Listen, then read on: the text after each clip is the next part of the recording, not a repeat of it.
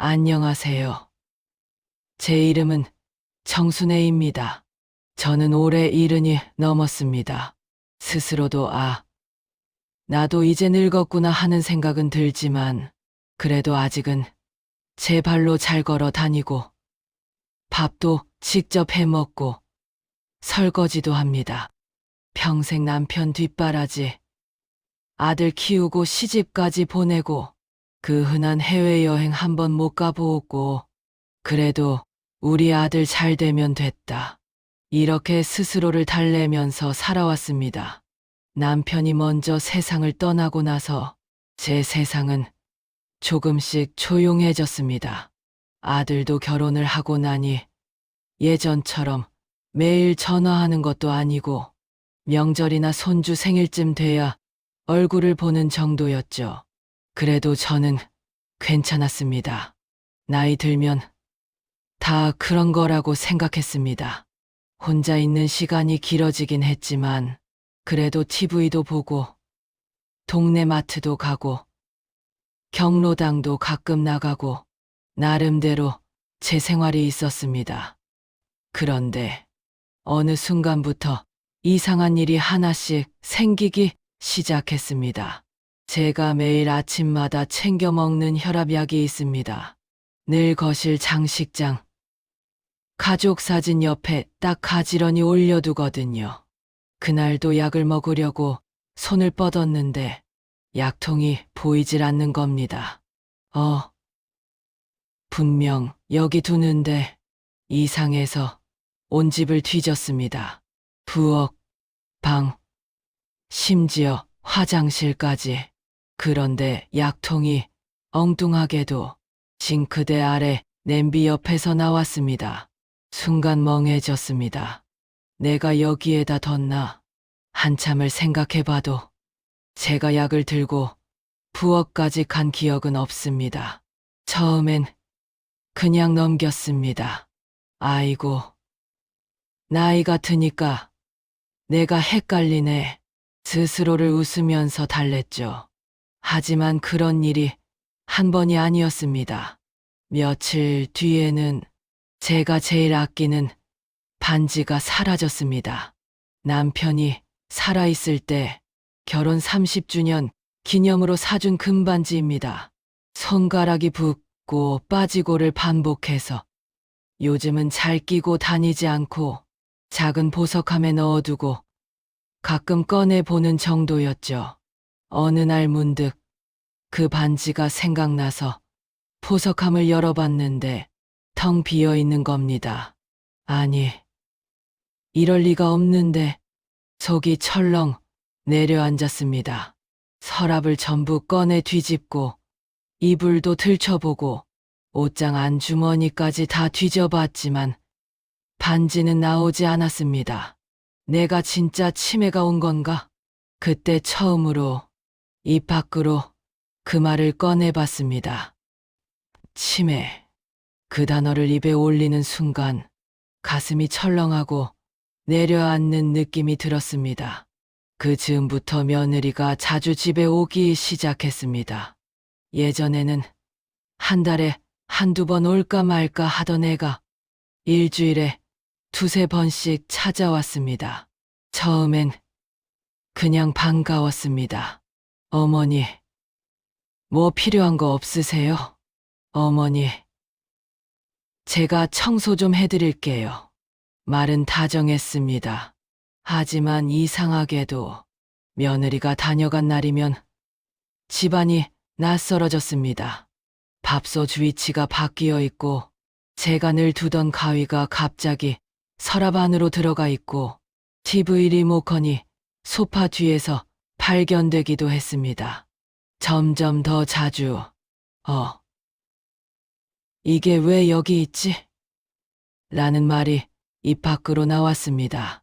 그러던 어느 날 며느리가 제 눈을 똑바로 보면서 말했습니다. 어머니, 요새 자꾸 뭘 잃어버리시더라고요. 저번에 약통도 싱크대 밑에서 찾았잖아요. 기억 안 나세요? 그 말에 저는 우뚝 굳었습니다. 그래서 말인데요. 병원 한번 가보시는 게 좋을 것 같아요. 치매는 초기에 잡는 게 좋다잖아요. 그 말을 듣는 순간 몸이 얼어붙는 느낌이 들었습니다. 저는 그냥 웃어 넘기려고 했습니다. 내가 뭐 병원까지 갈 정도는 아니야. 그냥 깜빡한 거지 뭐. 하지만 며느리는 쉽게 물러서지 않았습니다. 어머니, 제가 다 봤어요. 자꾸 물건 위치 헷갈려 하시고 같은 말을 여러 번 하시고 태용 씨한테도 말해놨어요. 우리 같이 병원 가요. 그날 밤 침대에 누워 천장을 보는데 잠이 오질 않았습니다. 정말 내가 이상해진 걸까? 내가 진짜 기억을 못하는 걸까?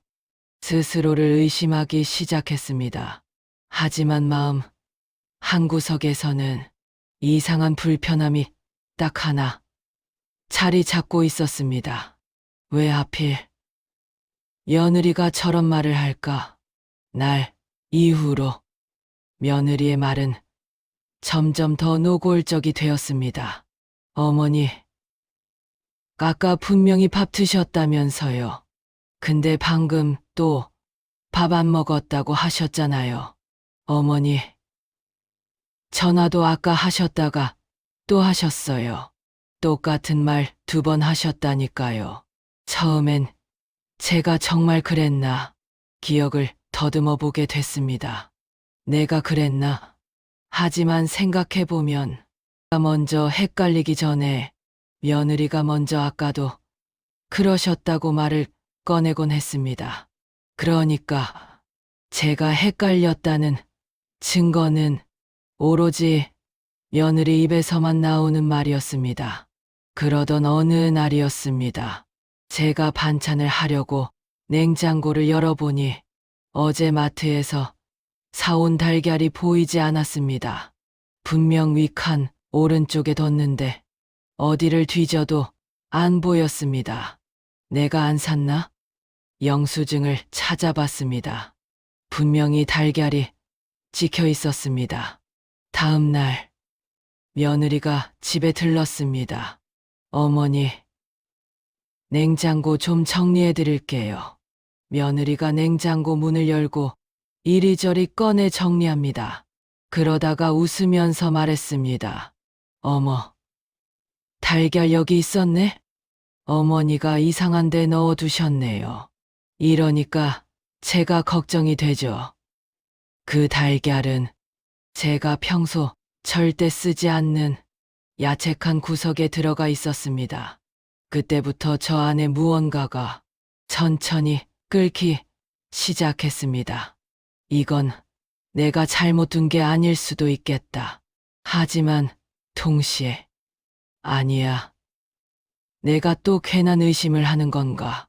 스스로를 다그쳤습니다. 나이 든 사람이 괜히 며느리 의심한다고 나쁜 시어머니가 되는 건 아닐까? 그런 생각이 들었습니다. 그럼에도 불구하고 며느리의 행동은 점점 선을 넘기 시작했습니다. 어느 날은 제가 소중히 모아둔 남편 유골함 주변을 괜히 닦는 척, 만지는 척 하다가 거기 옆에 두던 통장 봉투를 슬쩍 집어 들더군요. 어머니, 이 통장은 뭐예요? 그냥 내 노후 자금이지 뭐겠니? 어머니, 이런 건 제가 관리해 드릴까요? 요즘 보이스피싱도 많고 어머니 혼자 사시면 위험해요. 그 말을 듣는 순간 머릿속에서 번개가 치는 것 같았습니다. 아, 이거구나. 치매, 물건 분실, 헷갈림. 이 모든 이야기의 끝에 딱 하나, 통장 관리가 서 있었습니다. 그날 밤, 저는 TV도 끄고 조용히 부엌 식탁에 앉았습니다. 그리고 제 인생에서 처음으로 누군가를 의심하는 쪽으로 마음을 굳혔습니다. 그래, 만약 내가 틀린 거라면 내가 나쁜 인간이고 이 나이에 추하게 욕심 부리는 사람이겠지. 하지만 만약 내가 맞다면 나는 지금 속고 있는 거야. 내 인생 통째로 그렇게 생각하니 더 이상 가만히 있으면 안 되겠다는 생각이 들었습니다. 저는 주변 사람의 도움을 받아 휴대폰으로 녹음하는 법을 배웠고 며느리가 오는 날 저는 항상 녹음기를 켰습니다. 며느리가 제 물건을 만지는 소리, 설아 여는 소리. 어머니, 또 잊으셨어요? 아까도 말씀드렸잖아요. 그 모든 말들을 다 담았습니다. 며느리는 몰랐겠죠. 제가 그런 걸 할 거라고는 상상도 못했을 겁니다. 노인네는 그냥 멍하니 있다가 그래, 미안하다. 이 말만 반복할 줄 알았겠죠. 하지만 저는 제 인생을 걸고 정신을 똑바로 차리기로 했습니다. 누가 봐도 제가 이런 행동을 할 거라고는 상상 못 하겠죠. 하지만 사람은 몰리면 살아야 하니까요. 며느리가 들락거릴 때마다 저는 조용히 핸드폰 화면을 뒤집어 테이블에 놓고 녹음을 눌렀습니다. 다행히 요즘 폰은 녹음 중이라는 빨간 표시도 크게 안 뜨더군요. 그렇게 하루 이틀 녹음을 쌌는데 며느리의 태도가 점점 더 대담해지기 시작했습니다. 어머니, 어제 드신 약 기억하세요? 어머니, 아까도 이 말 하셨잖아요. 어머니, 요즘 너무 위험해 보이세요. 며느리는 저를 볼 때마다 노인네 하나 관리해주는 착한 며느리처럼 보이려 애를 썼지만 그 목소리 뒤에 섞인 기묘한 자신감, 그게 저는 너무나 신경 쓰였습니다. 그러던 어느 날이었습니다. 며느리가 제게 말했습니다. 어머니, 솔직히 말해서 제가 혼자서는 좀 감당이 안 돼요. 요즘 어머니 너무 혼란스러워하시고 자꾸 물건 잃어버리시고 저희 남편도 걱정해요. 걱정. 그 말이 참 이상하게 들렸습니다. 그래서 저는 최대한 아무것도 모르는 척 물었습니다. 그래? 내가 그렇게 심해졌니? 그러자 며느리 표정이 확 밝아졌습니다.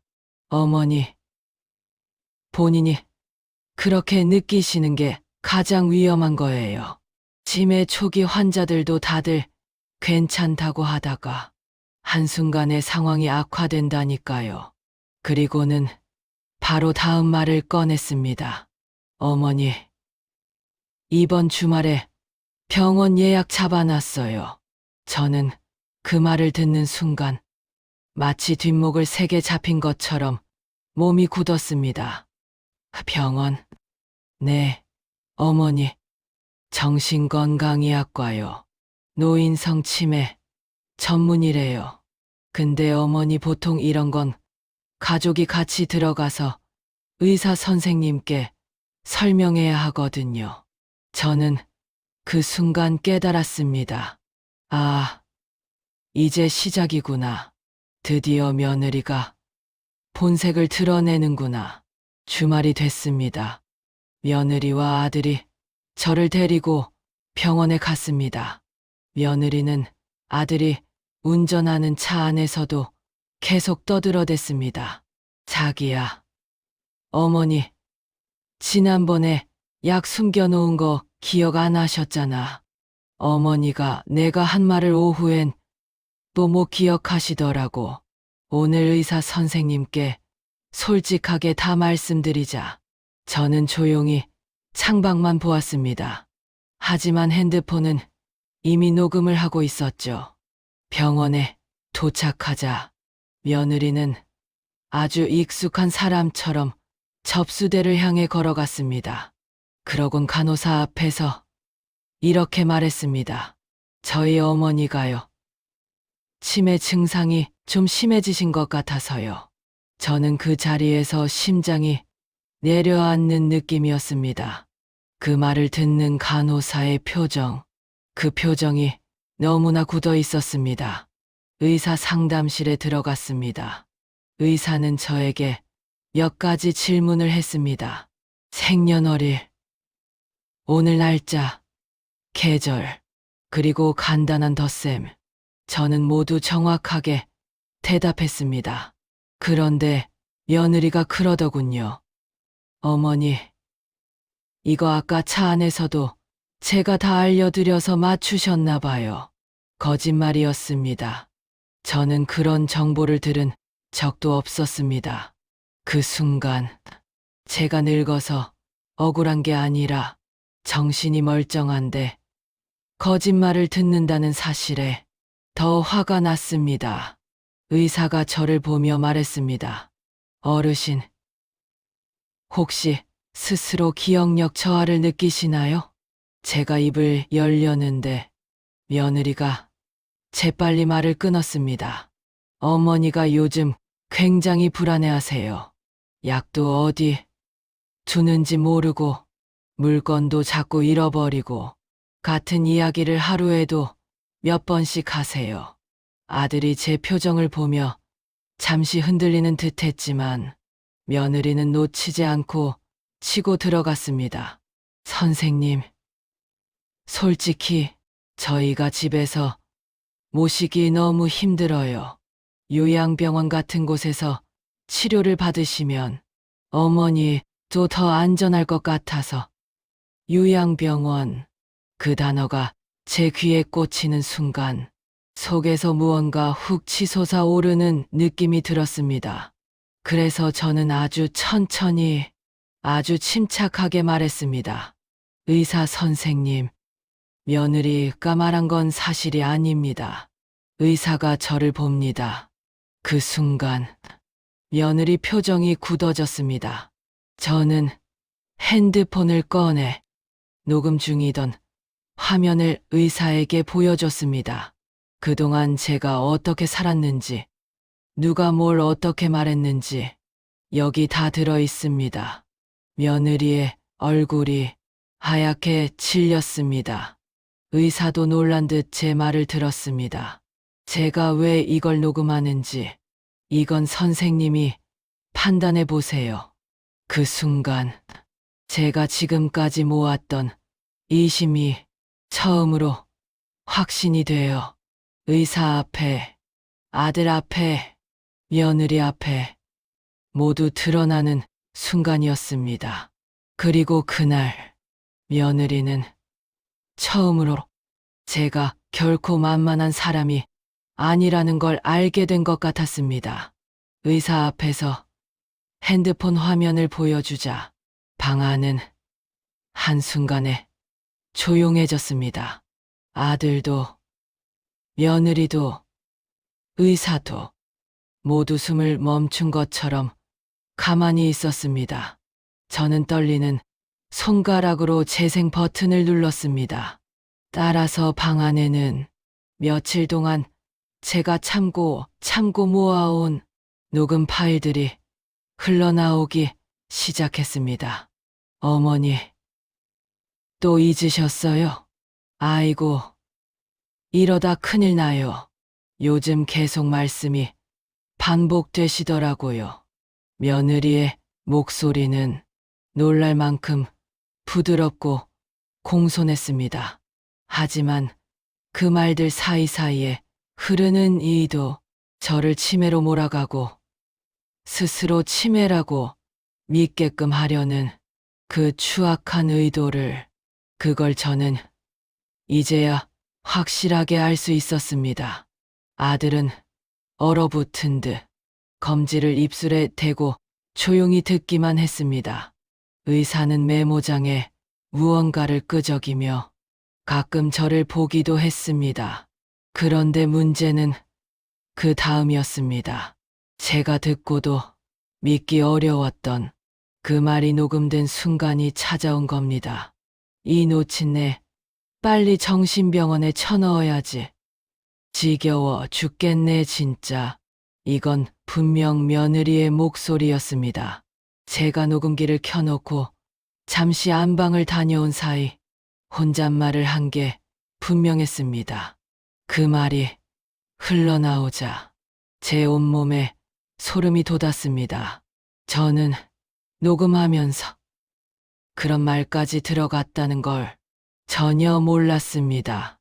아들이 자리에서 벌떡 일어났습니다. 뭐라고? 지금 뭐라고 했어? 며느리는 손사래를 치며 소리를 질렀습니다. 아니야. 저 아니에요. 저 목소리 아니에요. 어머니가 조작한 거예요. 저는 멍하니 며느리를 바라보았습니다. 내가 언제 녹음을 조작할 줄 알겠니? 내가 그걸 알기나 할까? 의사가 조용히 말했습니다. 이건 제가 볼 때 편집된 흔적으로 보이진 않습니다.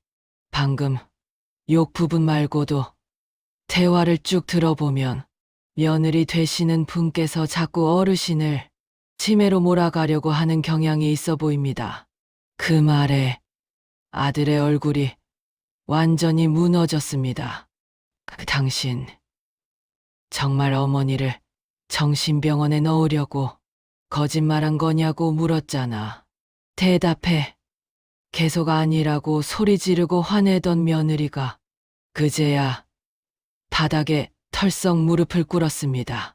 눈물인지 연기인지 모를 울음을 터뜨리며 저에게 다가왔습니다. 어머니, 제가 잘못했어요. 제가 잠깐 욕심이 나서 어머니 미워서 그런 게 아니에요. 진짜 아니에요. 저는 아무 말도 하지 않았습니다. 멍하니 며느리를 내려다보며 가슴이 먹먹했습니다. 인생을 같이 살아온 며느리에게 이런 말을 직접 듣게 될 줄은 정말 상상도 못했습니다. 아들은 며느리 팔을 확 잡아 끌어올렸습니다. 그만해. 지금 이런 연기할 때 아니야. 나가자. 아들은 며느리를 끌고 의사실을 나갔습니다. 문이 쾅 하고 닫히는 소리만 크게 울렸습니다. 잠시 후 아들이 혼자 다시 들어왔습니다. 눈이 빨갛게 충혈돼 있었습니다. 엄마, 정말 미안해. 내가 그동안 얼마나 바보였는지 모르겠다. 저는 고개를 저었습니다. 아니다. 내가 진실을 봤으니까 됐다. 아들은 이어 말했습니다. 엄마, 집에 가요. 오늘은 내가 모실게. 그렇게 우리는 집으로 돌아왔습니다. 아들은 그날 제 방 정리를 도와주며 몇 번이나 제 손을 꼭 잡았습니다. 며칠 뒤 아들이 또 찾아왔습니다. 그리고 아주 천천히 입을 열었습니다. 엄마, 나 그 사람이랑 이혼하려고. 저는 놀라 물었습니다. 그래도 너희가 같이 산 세월이 있는데 엄마를 정신병원에 넣으려고 한 사람이랑은 나는 더 이상 못 살아. 엄마를 공격한 사람은 나한테도 공격한 거야. 그 말을 듣는 순간 저는 그만 울컥했습니다. 이후 아들은 이혼 소송을 냈습니다. 재판부에서도 며느리가 꾸준히 저를 치매로 몰아가며 가족관계 파탄을 유발한 점, 치매 의심을 가장한 재산 접근 의도, 욕설 녹음 등 모든 증거가 명확하다며 이혼 사유는 전적으로 며느리에게 있다. 이렇게 판결했습니다. 며느리는 무직이었고 위자료도 한 푼 못 받았습니다. 오히려 아들에게 손해배상 일부를 하라는 판결까지 나왔습니다. 그렇게 며느리는 말 그대로 빈손으로 아들 집에서 쫓겨났습니다. 그 소식을 들었을 때 저는 마음이 복잡했습니다. 불쌍하다는 생각도 조금은 들었습니다. 하지만 사람이 선을 넘으며 살면 언젠가는 그 대가가 돌아오는 법이죠. 그리고 저는 그날 병원에서 느꼈습니다. 아, 나는 치매가 아니구나. 나는 아직 내 인생을 지킬 힘이 남아있구나. 이제는 더 이상 흔들리지 않습니다. 누가 뭘 해도 제 삶을 스스로 지켜낼 사람입니다. 그리고 이 이야기를 듣는 여러분께 말씀드리고 싶습니다. 나이가 들었다고 해서 힘이 없는 건 아닙니다. 우리가 약해지는 게 아니라 남들이 우리를 약하게 보고 싶어 하는 겁니다. 그리고 저는 이제 압니다. 진짜 치매가 필요한 건 저를 망가뜨리려 했던 그 며느리였다는 거요. 여러분 과연 제가 저를 스스로 지키려고 하지 않았다면 저는 지금쯤 스스로 치매라고 여기며 정신병원에 있었을 거예요. 누가 뭐래도 나를 지키는 건 내 자신입니다. 여러분도 남의 말을 다 믿지 말고 스스로를 지키는 힘을 가지셨으면 좋겠습니다. 제 이야기는 여기까지입니다.